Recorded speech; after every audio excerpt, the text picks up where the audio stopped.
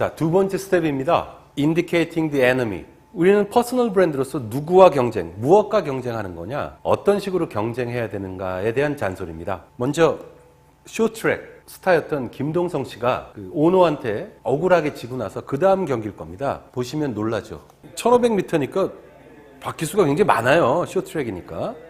자, 김동성 선수 치고 나오죠. 애들이 안 따라갑니다. 못 따라가기도 안 따라가기도 해요. 자, 한 바퀴 따라잡고 추월을 했어요. 아예.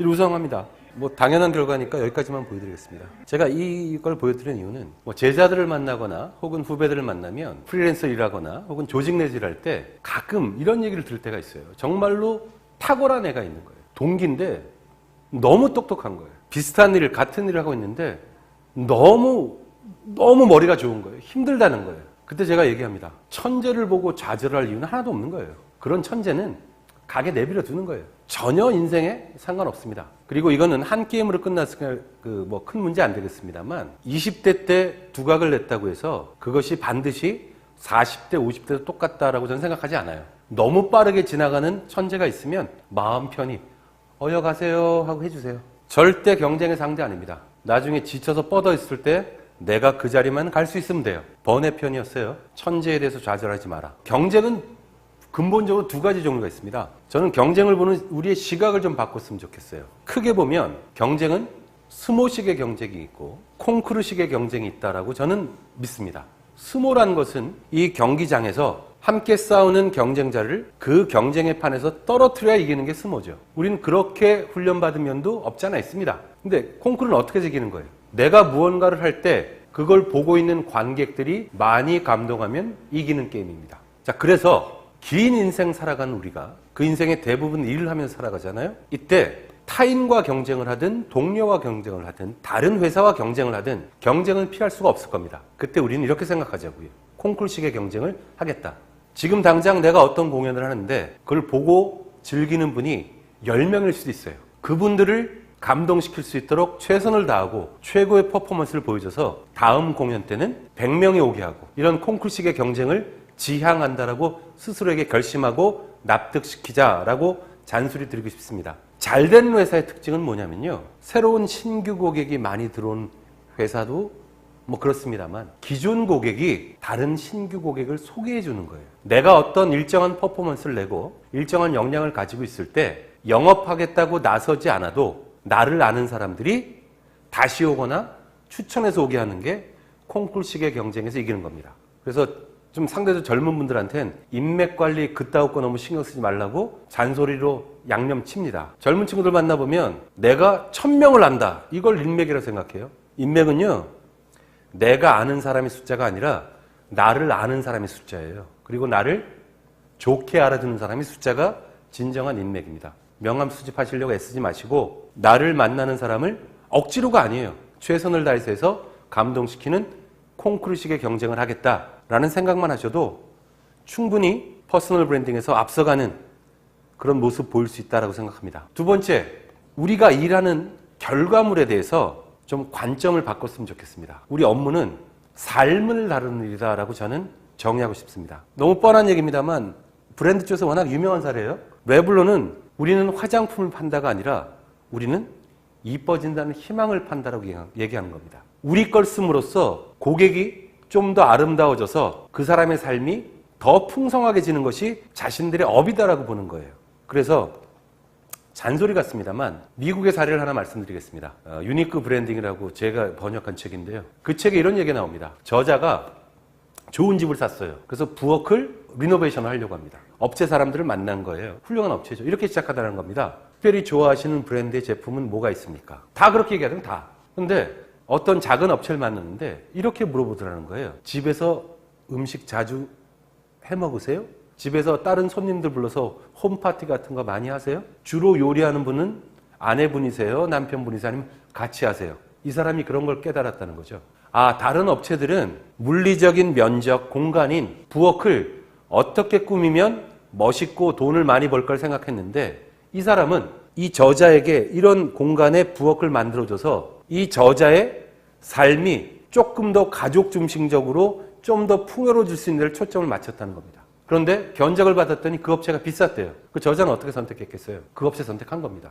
그렇습니다. 우리가 하는 일이 아무리 일상적인 일의 반복이라 하더라도 그것은 클라이언트가 됐든 동료가 됐든 다른 사람의 삶에 영향을 미치는 일입니다. 거기에 대해서 생각하면 누구랑 경쟁할 때 단순히 사람이 아니라 아웃풋을 가지고 경쟁에서 도드라지는 방법에 대해서 고민할 수 있을 겁니다. 이럴 경우 기본은 이런 겁니다. 우리가 확신할 수 있는 유일한 인생은 오늘밖에 없다. 따라서 오늘을 최대한 활용하자입니다. 뭐 다 살아봐서 아시겠습니다. 인생 계획대로 풀립니까? 오늘 하루가 중요한 겁니다. 오늘 하루야말로 우리가 유일하게 확신할 수 있는 인생인 겁니다. 그럴 경우 축구를 좋아하는 제가 늘 보여드리는 그림입니다. 우루과이가 3대2로 이기고 있고요. 우루과이의 찬스입니다. 페루의 골키퍼가 믿을 수 없는 동작으로 이걸 막아내요.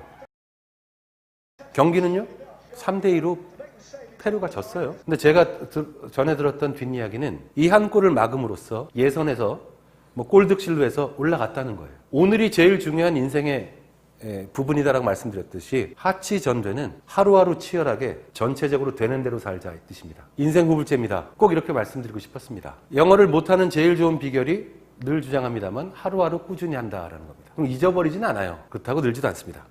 사람들은 이 정도의 성과를 내고 싶어 할 때 정말 열심히 노력해서 이 목표에 다다릅니다. 남들보다 덜 자고 그러는 거죠.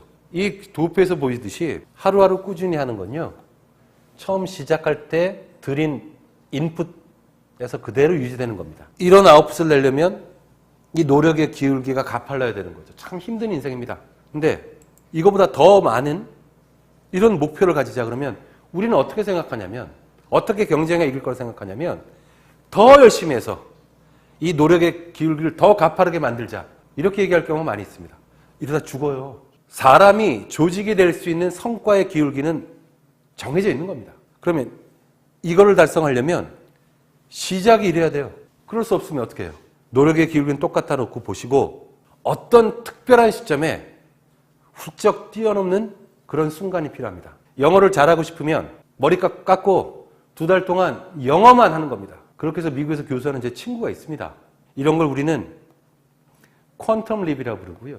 이런 거를 마케팅에서 인생에서 모멘텀이라고 우리는 부릅니다. 따라서 인생은 길게 보면 마라톤이지만 코스도 다르고 골도 다릅니다. 그럴 경우 우리는 어떻게 된다?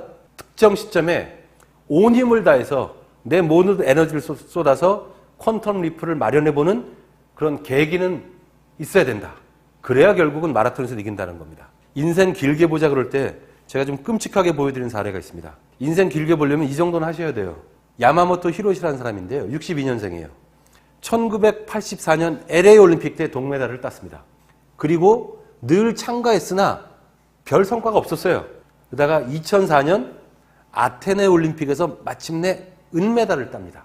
이분이 그때 그 전에 인터뷰할 때 이렇게 얘기했습니다. 20년 걸려서 동메달을 은메달로 바꿨습니다. 지금부터 20년 걸려 은메달을 금메달로 바꾸겠습니다. 인생은 마라톤이다 라고 힘들어하는 우리한테 그렇게 표피적으로 위로하는 분들한테는 야마모토 히로시의 사례를 저는 늘 말씀드립니다. 이렇게 사는 게 존경받을 만한 삶이지만 내가 이렇게 살 필요는 없잖아요. 그래서 길게 본다면 이 정도 각오가 필요하다. 경쟁에 있어서 여러분이 하나 더 생각해야 될 상황이 있습니다. 그 투팩터 시오리라고 합니다. 우리 경쟁력에 대해서 생각할 때 강점을 강화할 거냐 약점을 보완할 거냐 이 문제입니다. 불만족 요소를 줄인다고 해서 자동으로 만족도가 높아지진 않아요. 반대도 마찬가지예요. 만족도를 높인다고 해서 불만족이 갑자기 줄진 않아요. 만족과 불만족은 한 선에서 움직이는 게 아니라 각각 다른 선에서 움직이는 거예요. 뭐 예를 들면 극단적인 예입니다. 월급을 확 올려줘요? 만족도가 높아집니다. 그렇다고 해서 회사에 대한 불만족도가 확 줄지 않습니다. 예를 들면 세심한 복리 우승을 해줍니다. 회사에 대한 불만족도가 확 떨어져요. 그래서 만족도가 갑자기 올라가느냐? 그렇지 않다는 거예요. 월급도 왕창 올려주고 복리수 왕창 좋게 하면 그러다 회사 망하면 안 되니까 그건 좀 정도가 있는 거죠. 강점과 약점 이런 겁니다. 강점을 선택할 거냐 약점을 보완할 거냐는 다른 선에서 움직입니다. 일반적으로 어떻게 됩니까? 약점이 아주 근본적으로 취약한 거에서 이거 안 고치면 인생 자체가 힘들다라는 경우를 제외하고는 대부분 뭐죠? 강점을 강화하는 선택하는 게 일반적으로 유리하다라는 겁니다. 여러분이 가지고 있는 상대적인 강점을 절대적인 강점으로 만드는 노력이 여러분 경쟁력의 시작이다라고 잔소리 드리고요. 혹시 하마샤라는 표현을 들어보셨는지 모르겠습니다. 사실은 그리스 비극에서 나온 얘기입니다. 그리스 연극에서요. 인간이 비극에 처하게 되는 그 이유는 뭐냐면요. 어떤 결정할 순간이나 선택할 순간이 왔을 때 자신이 가진 성격적 결함 때문에 비슷한 실수를 반복하는 거예요. 그런 성격적 결함을 우리는 하마샤라고 불러요. 그래서 강점은 강화하되 약점을 보호하는 게 아니라 우리가 긴 인생 살아가려면 비슷한 실수를 반복하게 만드는 내 성격적 결함이 뭔가에 대한 고민을 좀 하셔야 돼요. 저는 하도 많아서 말씀드리고 합니다만 저는 중요한 의사결정할 때 온전하게 이성적으로 결정하지 않고 욱하는 그런 기질적 모자람이 있어요. 많이 후회합니다. 많이 후회합니다. 아마 나이가 적은 분이든 많은 분이든 인생 살아오시면서 비슷한 상황에서 같은 실수를 반복한 게 분명히 있으실 거예요. 그거는 빨리 고민하시고 지금 당장 고쳐야 되는 겁니다. 다시요. 내가 가진 상대적 약점 여러 가지를 보완하겠다고 쓸데없이 노력하지 마시고 가지고 있는 상대적 강점을 강화하겠다는 노력을 전제로 하시되 가장 큰 성격적 결함, 나의 반복적인 실수를 가져왔던 그것이 무엇이냐, 그 하마샤가 무엇이냐를 생각하시고 그것만은 고치겠다라고 정리하셨으면 좋겠어요. 또 하나의 잔소리가 있습니다. 혹시 이런 단어를 아시는지 모르겠습니다. 제티슨이라는 단어입니다. 개인적으로 이 단어를 주제로 책을 준비하고 있습니다. 기대해 주십시오. 제티슨이 뭐냐면요. 비행기나 선박이 침몰의 순간 추락할 때가 되면 필요 없는 짐을 빨리 버려서 하중을 줄임으로써 더 오래 날고 더 침몰의 순간을 늦추는 거예요. 그런 비상시, 위급 상황에서 쓸데없는 짐들, 쓸데없는 로드, 버든을 버리는 것을 제티슨이라고 합니다. 마지막으로 경쟁을 위해서 우리가 정리할 거는 강점을 강화할 거냐 약점을 보완할 거냐 정리하라고 말씀드렸고 치명적인 하마샤가 뭔지 정리한 후에 이를 위해서 당장 버릴 것이 뭐냐를 정리해보는 겁니다. 수없이 많습니다만 어떤 사람을 버릴 것인가, 어떤 상황을 버릴 것인가, 그리고 내가 잘 고치지 못했던 어떤 습관을 버릴 것인가, 요 정도만 정리하셔도 좋아요. 아마도 이 방송을 보시는 분들은 요 얘기를 들으시면서 바로 떠오르는 게 있을 겁니다. 아, 이거는 버렸어야 된다고. 버리셔야 됩니다.